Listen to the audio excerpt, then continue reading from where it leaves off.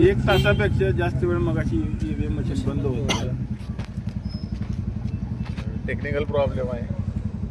निवडणूक आयोग 1 तासाचा वेळ वाढवून देतो.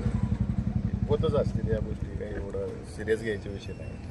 मसल पॉवर आणि मनी पॉवरचा वापर निवडणुकीत जाण्याचं वाटतं सरकार.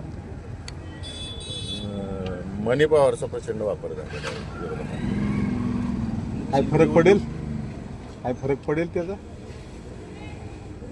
त्यांच्यावर फरक पडेल, आमच्यावर नाही पडेल. पालकमंत्री म्हणतात की जेलमध्ये जायची का नाही आहे.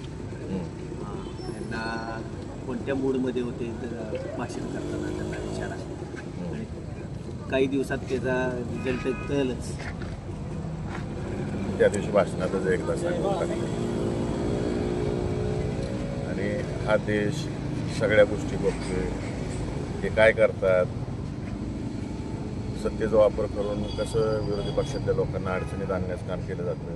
पुन्हा कोर्टच निर्णय देते, कोर्टच झापतं सरकारला. या प्रक्रिया हे लोक करतात म्हणून सांगितलं. आणि योग्य वेळेस योग्य उत्तर देऊ आम्ही. राज्यात केंद्रात काय बदल व्हायच्या हालचाली चालू आहेत. पृथ्वीराज बाबांनी वक्तव्य केलेले, काय कसं बघताय, काय दिसेल तुम्हाला 6 महिन्यात काय मोठ्या घडामोडी घडतात. संपूर्ण अरे 1 मिनिट तू दे, एक विषय 6 महिन्यात देशामध्ये काय बदल घडतायत ते दिसून येईल तुम्हाला सगळ्यांना. राज्यातही घडणार. सगळीकडेच घडत जातं ना ते.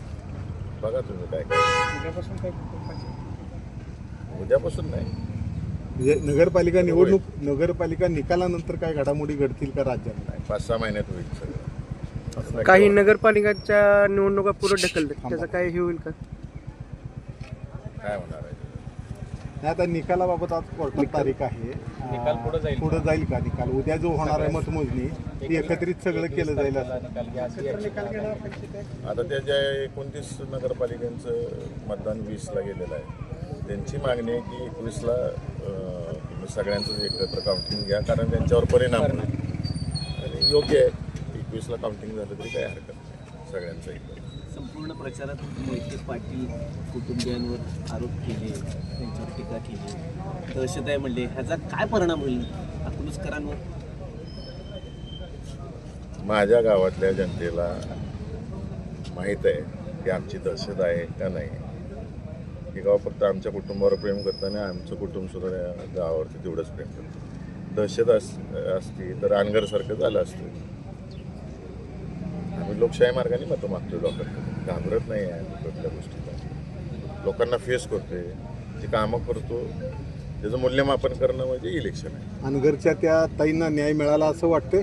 मिळाला तर आता पुढच्या याला अजून काय काय उद्योग करतात बघायला लागेल ते सगळं. आमचे इथं गावचं प्रेम आमच्यावर आहे आणि आमचं गावावर आहे. गाव उत्तर देईल मताच्या रूपातून आणि ते दिसून येईल सगळ्यांना. थँक्यू, धन्यवाद.